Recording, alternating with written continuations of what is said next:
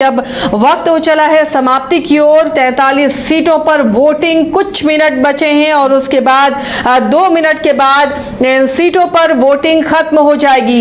इस दौरान कई दिग्गजों ने मतदान किया है, अपने मताधिकार का इस्तेमाल किया है। वो तस्वीरें भी आपको हम दिखा रहे हैं।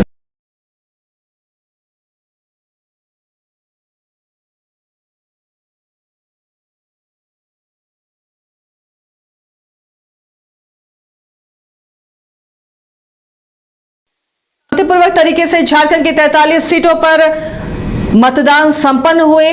खूब जोर लगाया पार्टियों ने, दिग्गजों ने, कई तरह के वायदे सामने आए और कई घोषणाएं सामने आई हैं। लेकिन उन सब के बीच अब ईवीएम में उनकी किस्मत को जनता ने कैद कर दिया है। अब जनता ही जानती है कि उसने क्यों और किस पर भरोसा किया है, कौन उसके विधानसभा क्षेत्र का सरताज होगा, किसे अपना जनप्रतिनिधि चुनना चाहती है जनता। वो तस्वीरें साफ होंगी 23 तारीख को। फिलहाल 43 सीटों पर तमाम प्रत्याशियों के 683 प्रत्याशी हैं पहले चरण में चुनावी मैदान में। उन 683 प्रत्याशी की किस्मत ईवीएम में कैद हो चुकी है। 43 सीटों पर शाम 5 बजे तक वोटिंग खत्म हो गया है। कुछ बूथों पर 4 बजे ही वोटिंग की प्रक्रिया समाप्त कर दी गई थी, लेकिन जो लोग लाइन में हैं वो अभी अपने मताधिकार का इस्तेमाल कर सकते हैं। इन 43 सीटों पर शांतिपूर्ण तरीके से मतदान संपन्न हुआ। कहीं से भी किसी तरह की गड़बड़ी की कोई खबर नहीं मिली है। इस मतदान में महिलाओं और युवाओं ने बढ़ चढ़कर हिस्सा लिया है। तो 43 सीटों पर प्रत्याशियों की किस्मत को जनता ने लॉक कर दिया है। सहयोगी उदय हमारे साथ जुड़े हुए हैं। उदय, अब मतदान का समय समाप्त, 43 सीटों पर प्रत्याशियों की किस्मत ईवीएम में कैद हो गई है। कितना दिलचस्प इस बार का मुकाबला रहा? 5 बजे इन्होंने यहाँ एंट्री ली है और जो पोलिंग एजेंट है, मतदान कर्मी है, उनकी कोशिश है कि इन्हें वोटिंग करा दी जाए। जी, आप लोगों को काफी देर हो गया, क्या कहेंगे? क्या करेंगे सर, रांची भी गए थे। अच्छा, रांची गए थे, लेकिन वोट करना था इसीलिए आप लोग आए? हाँ, हम बोले शाम होगा तो होगा, देंगे। अच्छा, हाँ, तो नहीं हुआ, नहीं हो पा रहा है। क्या बड़ा दुख हो रहा होगा? बहुत दुख हो रहा है। कितना भाई, अगर प्रयास करिए, अगर कि हमारे साथ editor in chief Gangesh Gunjan phone line पर जुड़े हुए हैं। गंगेश जी, 43 सीटों पर अब वोटिंग प्रक्रिया समाप्त हो गई है। अब किस तरह का मुकाबला रहा, क्या दिखा फील्ड में? लगातार जिस तरह से रिपोर्ट मिलती रही, मुकाबला कितना दिलचस्प इन 43 सीटों पर दिखा? हम कह सकते हैं कि मुकाबला तरह का मुकाबला है। इसमें कुछ लोग कुछ जगहों पे जहां आप देख रहे हैं कि ज्यादा मत प्रतिशत है, वहां इसलिए है कि वहां के कैंडिडेट को लेकर थोड़ी बहुत बातचीत थी या उसको लेकर नाराजगी थी या कैंडिडेट बदले गए थे। तो उन सीटों पर एक रुझान है। उन जगहों पर ज्यादा वोटिंग परसेंटेज नहीं है जहां पुराने ही सारे कैंडिडेट्स रहे हैं। कोई नया पार्टियों ने नया प्रयोग नहीं किया या चेहरे नहीं बदले, वहां पर नहीं ज्यादा वोट पड़े हैं, जो स्पष्ट तौर पर सामने देखने को मिलता है। इम्पोर्टेंट ये है कि महिलाओं और युवाओं ने वोट दिया है।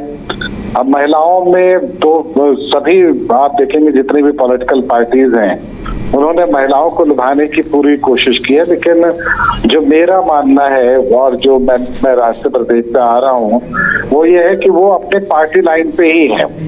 जो लोग जेएमएम की वोटर्स हैं वो अभी मैया योजना से खुश हैं, तो दूसरे वाले अभी भी गैस और दूसरे तरह की बात करते हैं, तो और उनको अब लगता है कि गोगो योजना ज्यादा सही है। इम्पोर्टेंट ये है कि पूरे चुनाव माहौल में क्या ये नई योजनाएं ज्यादा रोल निभा रही हैं। आप देखेंगे कि जब भी आप ऐसे लोगों से बात करेंगे जो वोटर थे, नए वोटर थे या पुराने वोटर थे, उन्होंने इन योजनाओं का जिक्र नहीं किया। उनके एरिया की जो समस्याएं थी उसके बारे में बात की उन्होंने, और जो उनकी तकलीफें थी उसके बारे में बात की। लेकिन ये बात नहीं हुई कि इस फला योजना से आकर्षित होकर हमने उनको वोट दे दिया या फला योजना की वजह से हम उनको पसंद करते हैं। पिछली बार जब लोकसभा चुनाव था तो उसमें कई लोग ऐसे थे जो ये बोलने वाले थे, इस पर्टिकुलर एरिया में, झारखंड में कई जगहों पर ये कह रहे थे कि उनको जो मुफ्त में राशन मिल रही है, वो राशन मिल रहा है, उसका असर है वो उसकी वजह से वो मोदी को वोट देंगे। लेकिन इस बार वो फैक्टर कहीं मिसिंग है। तो मुझे लगता है कि इस पॉइंट ऑफ व्यू से देखेंगे तो परिणाम किसी भी तरफ जा सकते हैं, चौंका सकते हैं आपको कि अगर जब भी कोई बड़ी लहर नहीं होती है तो दो चीजें होती हैं, एक तो उसमें सत्ता का परिवर्तन नहीं हो पाता है, और दूसरा अगर बड़ी बात नहीं है, और दूसरा ये कि ये उदासीनता कहीं ना कहीं अनिश्चितता को जन्म देती है रिजल्ट के मामले में। तो ये दोनों ही फैक्टर इस बार होने वाले हैं और इससे कोई इनकार नहीं कर सकता है। सत्ता का परिवर्तन अगर ये जो 43 सीटों की स्थिति निकल कर आई है, आने वाले समय में जब इसका रिजल्ट निकल कर आएगा, मतदान प्रतिशत जहाँ ज्यादा है वहां हो सकता है कि चीजें कुछ बदलें, लेकिन जहां बिल्कुल सामान्य है या सामान्य से नीचे गई है वहां पर बहुत बदलाव की गुंजाइश मुझे नहीं दिखती है। चलिए, तो जहां वोटिंग परसेंटेज पे बहुत कुछ निर्भर करता है गंगेश जी, ये आपका कहना है, उसके बाद ही पता चल पाएगा कि तस्वीरें किस तरफ किस ओर इशारा कर रही हैं। उदय भी हमारे साथ जुड़े हुए हैं।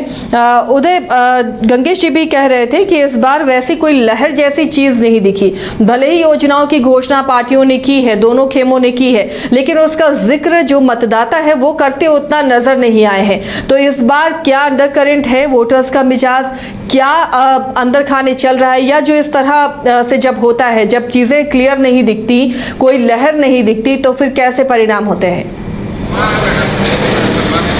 देखिए, इस बार अगर देखा जाए तो वाकई में कोई लहर जैसी चीज नहीं रही है। दोनों ही पार्टियों के अपने अपने मुद्दे रहे हैं और उन मुद्दों पर खूब सियासत भी हुई है। हम इसी तमाड़ सीट की बात कर लें तो यहाँ राजा पीटर 2 चुनाव के बाद चुनाव मैदान में थे, विकास मुंडा 2 बार लगातार विधायक रहे हैं, तो इस बार यहाँ भी जोरदार मुकाबला देखने को मिला है। और जहां जहां जोरदार मुकाबला देखने को मिला है, गाँव टोलों कस्बों में दोनों ही प्रत्याशियों के समर्थक काफी संख्या में दिखे हैं और ऐसे में वोटिंग प्रतिशत बढ़ता हुआ दिखाई दिया है। देखिए, यहाँ वही बात होती हुई मुझे दिखाई दे रही है कि दोनों के ही समर्थक काफी उत्साह में थे, काफी जोश में थे और जमकर वोटिंग हुई है। लगभग अभी जब फाइनल रिजल्ट आएंगे तो मुझे लगता है यहाँ 70 से 75% वोटिंग के रिजल्ट आएंगे। और ये तस्वीरें दिलचस्प थी कि अभी 5 बजे तक लोग यहाँ आ रहे थे, 2 महिलाओं को प्रवेश भी मिला, लेकिन चूंकि यहाँ नाम इस बूथ में नहीं था तो उन्हें वोटिंग करने की सुविधा नहीं मिल पाई। लेकिन लोकतंत्र में उत्साह काफी दिखा है और यहाँ पे प्रत्याशियों का जोर दिखा है, प्रत्याशियों के अपने अपने समर्थक, अपने अपने मुद्दे और उन पर वोटिंग होती हुई दिखाई दे रही है। अभी हम जहां जहां गए हैं। जी आशिया। चलिए, तो कोई लहर जैसी बात नहीं है गंगेश जी। अगर लहर नहीं होती या फिर वोटिंग परसेंटेज बहुत ज़्यादा नहीं होता है तो ये माना जाता है कि परिवर्तन नहीं हो रहा है और 43 सीटों पर फिलहाल फाइनल वोटिंग परसेंटेज का हम भी इंतजार कर रहे हैं, उसके बाद ही कुछ कहना इसमें मुनासिब होगा। लेकिन इस बार के चुनाव में कई अलग अलग मुद्दे उठे हैं। बीजेपी ने भी घुसपैठ का मुद्दा बढ़ चढ़ कर उठाया है, आजसू भी पीछे पीछे कई चीज़ों को कहता हुआ नजर आया है। तो ऐसे में क्या लग रहा है, इधर हेमंत सोरेन ने ईडी और इसका हवाला दिया कि सरकार को किस तरह तंग किया जा रहा है, उसे फंड नहीं दिए जा रहे थे, काम नहीं करने दिया जा रहा था, कोरोना काल का हवाला दिया है। इन दोनों मुद्दों पर क्या जनता ने गौर किया है? ये दोनों मुद्दे जनता के जहन में थे वोटिंग के दौरान, या फिर जो उसके बुनियादी जरूरतें हैं वो चीजें उसके जहन में थी? देखिए, मेरा मानना है कि सरकारें चाहे जो भी दलील दें कि उनको फला वजह से रोक दिया गया या फला वजह रही कि वो काम नहीं कर पाए, उससे ज्यादा फर्क नहीं पड़ता है आम आदमी को। मैं देख कर आ रहा हूँ जहाँ पर पानी, धनबाद के अभी कुछ इलाकों में मैं गया था, आजादी के इतने दिनों के बाद भी वहाँ पानी की व्यवस्था नहीं हुई है, तो ये चिंता की बात है। वहाँ के लोग इस बात से नाराज हैं और उनको होना चाहिए। तो उसी तरह से जहाँ पर भी जिन पर्टिकुलर विधानसभा क्षेत्र में जहाँ परेशानी हुई है लोगों को, उनकी नाराजगी है और वैसी नाराजगी उस नाराजगी की वजह से फर्क पड़ेगा, वो मुझे लगता है वहां पर कुछ बदलाव हो सकता है। लेकिन ओवरऑल जिसको हम लहर कहते हैं, जिसमें लगता है कि सरकार एकदम जा रही है या एकदम बदली हुई सरकार आ रही है, वैसा कोई वेव नहीं दिखता है। माहौल बनाने की कोशिश निश्चित रूप से बीजेपी की तरफ से हुई है, इससे इनकार नहीं किया जा सकता है। लेकिन इसके बावजूद मुझे जो लगता है सीटों के अपने समीकरण की वजह से अगर कुछ चेंजेस हो जाए तो हो जाए, लेकिन माहौल बनने जैसा कोई माहौल नहीं है। मतलब ये नहीं है कि सारी सीटों पर एक सा आपको कुछ माहौल दिखे, एक पार्टी के पक्ष में लहर दिखे, ऐसा नहीं है। मैं जामताड़ा भी गया था, मैं इधर आपको थोड़ी बहुत नाराजगी गढ़वा जपला साइड में गया था, वहां मैंने देखा कि जो गढ़वा में नाराजगी है अगर किसी एक पार्टी के कैंडिडेट के खिलाफ, तो उसके ठीक उलट जपला में नाराजगी है दूसरी पार्टी के खिलाफ। तो अगर मान लीजिए कोई लहर होती तो दोनों तरफ एक ही पार्टी के लोगों के समर्थन में लोग होते, लेकिन ऐसा नहीं है। तो मतलब साफ है कि इसमें बदलाव की कोई गुंजाइश नहीं दिखती है। हाँ, एक इम्पॉर्टेंट फैक्टर ये जरूर है कि ये पहले चरण के चुनाव में ज्यादातर उन सीट्स पर मतदान हुए हैं जहां जो तीसरा फैक्टर जिनको हम बार बार कह रहे हैं कि जयराम फैक्टर जो है वो बहुत मजबूत नहीं था। अब जयराम फैक्टर वाले चुनाव में सेकंड फेज में जयराम फैक्टर आपको काम करता हुआ दिखेगा, और जयराम फैक्टर के बाद किस तरह के मतदान प्रतिशत, अगर मतदान प्रतिशत बढ़ता है तो आप फिर कुछ उलटफेर की उम्मीद कर सकते हैं, लेकिन अगर नहीं बढ़ता है तो स्थितियां ज्यों के त्यों रहेंगी। सीटों का 5-7 सीटें आगे पीछे हो सकती हैं। सरकार अगर इन 5-7 सीटों में जोड़ तोड़ से बदल जाए तो बदल जाए, अन्यथा कोई बड़ा खतरा और बहुत बड़ी तस्वीर को बदलता हुआ मैं नहीं देख पा रहा हूँ। अगर जीत हार का अंतर बहुत मामूली सा हो तो पता नहीं, इसके बारे में तो कहना मुश्किल है, लेकिन वो जो लहर वाली बात है, वो लहर वाला जो फैक्टर है वो पूरी तरह से मिसिंग है, कम से कम पहले चरण में। गंगेश जी, ये जो स्टार प्रचारक लगातार झारखंड की धरती पर उतरे पहले चरण में, और इधर से कल्पना सोरेन, हेमंत सोरेन, राहुल गांधी, इन्होंने मोर्चा संभाला, खड़गे ने भी कई सभाएं की हैं, तो ऐसे में कितने स्टार प्रचारक असरदार दिखे हैं इन सीटों पर? देखिए, एक बात तो मानना पड़ेगा कि बीजेपी अपनी पूरी मशीनरी को झोंकती है, पूरी मशीनरी उसकी काम करती है यहाँ पर, उसके स्टार प्रचारक ज्यादा है। आप सोच लीजिए, प्रधानमंत्री आज तीसरे दिन आ चुके, 4 बार आ चुके एक तरह से, और वो आप उसकी तुलना में अगर आप कांग्रेस को देखें तो राहुल गांधी कितनी बार आए हैं वो देखना होगा, और उनका इम्पैक्ट कहाँ रहा, कितनी सीटों पर वो गए, वो एक अलग मुद्दा है। लेकिन मुझे जो इस बार मैं प्रधानमंत्री की एक सभा में मौजूद भी था, मुझे ऐसा लगा कि उनका लोकल कनेक्ट कहीं मिसिंग है। आमतौर पर प्रधानमंत्री के भाषण में लोकल कनेक्ट होता है, यही कारण है कि कश्मीर से कन्याकुमारी तक उनके भाषण को लोग सुनते हैं और अप्रिशिएट करते हैं, और एक हिस्टीरिया क्रिएट हो जाता है। लोग जो है सो उनकी हर बात पे, हर एक्टिविटी पे तालियां बजाते हैं, नारे लगाते हैं, वो वाला फैक्टर थोड़ा कम हुआ है। और ये इम्पैक्ट अगर मतलब लोगों तक जा रहा है तो इसका मतलब सिर्फ एक है कि आप लोकल कनेक्ट कहीं मिस कर रहे हैं। अब लोकल कनेक्ट आप इसलिए मिस करते हैं कि लोकल नेता बड़े लेवल पर उन मुद्दों को लेकर सामने नहीं होते हैं। वो मुद्दे जो प्योरली झारखंड के थे, जो स्टूडेंट के मुद्दे थे, जो और भी मुद्दों को कई मुद्दे हम लोगों ने न्यूज में देखे हैं और उनका समर्थन हम लोगों ने देखा है, वो मुद्दे क्या प्रधानमंत्री के भाषण में थे? अगर आप बांग्लादेश के मुद्दों की बात करें, बांग्लादेशी घुसपैठ के मुद्दों की बात करें, तो उसमें होमवर्क की कमी दिखती है। अगर बीजेपी बांग्लादेशी घुसपैठियों की बात करती है तो होमवर्क की कमी है। निश्चित रूप से घुसपैठ की कुछ घटनाओं का आपको आप प्रत्यक्ष अपनी आंखों से देख सकते हैं, लेकिन वो आंकड़े क्या हैं? क्या उससे वाकई डेमोग्राफी बदल रही है? वो बताना और उसके लिए कन्विंस करना ये बीजेपी की जिम्मेदारी थी, मगर वो नहीं कर पाई है अभी तक। सेकेंड राउंड में करे तो हो सकता है। तो जैसे जो कनेक्ट है पीएम का, वो लोकल मुद्दों को लेकर होता है, लेकिन लोकल मुद्दे अगर कोई बताने वाले ना हो तो फिर, या बताने वाले हाशिए पे कहीं किनारे छोड़ दिए गए हों, कहीं दूर डिस्टेंस बनाकर बैठे हुए हों। आप बताइए, जिस एरिया में आप चंपई सोरेन है, उसमें बीजेपी के जो कार्यकर्ता हैं, उनका कहना है कि वो उनसे तो लोग संपर्क में ही नहीं आए। तो वो जो मुद्दे जिनको लेकर वो जीते मरते रहे हैं, वो मुद्दे कहीं कौन हो गए। तो ये परेशानी इस बार के चुनाव में निश्चित रूप से सामने आएगी।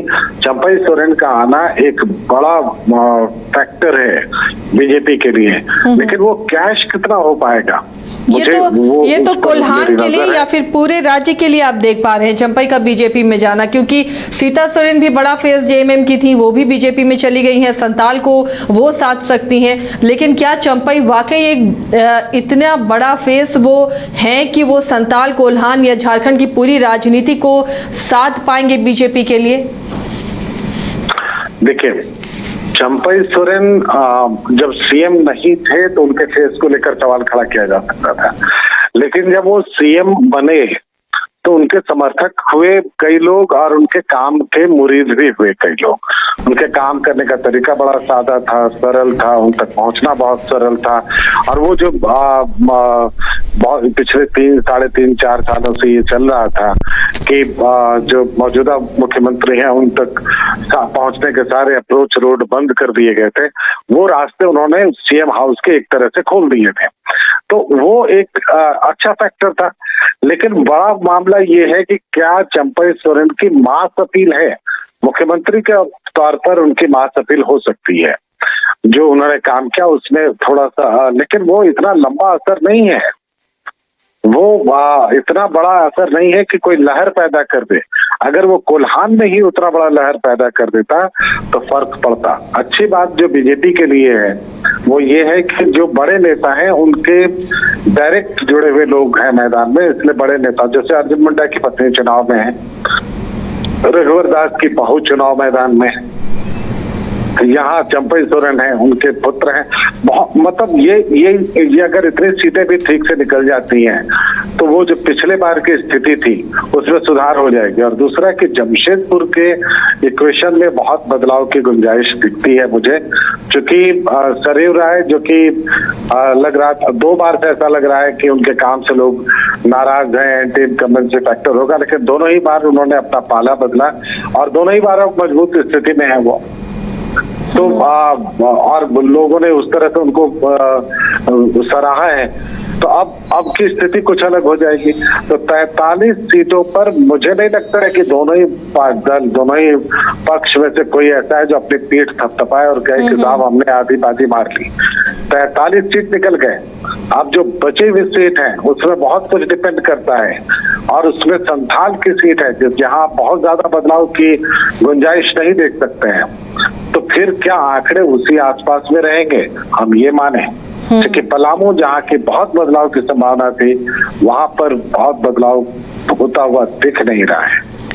अगर कहीं पे बीजेपी आगे बढ़ रही है तो दूसरी सीट पर बीजेपी अपने कुछ सदस्य गंवा भी सकती है, और अगर यही ट्रेंड रहा तो आंकड़ों में बहुत ज्यादा का अंतर मुझे नहीं दिखता है आज से।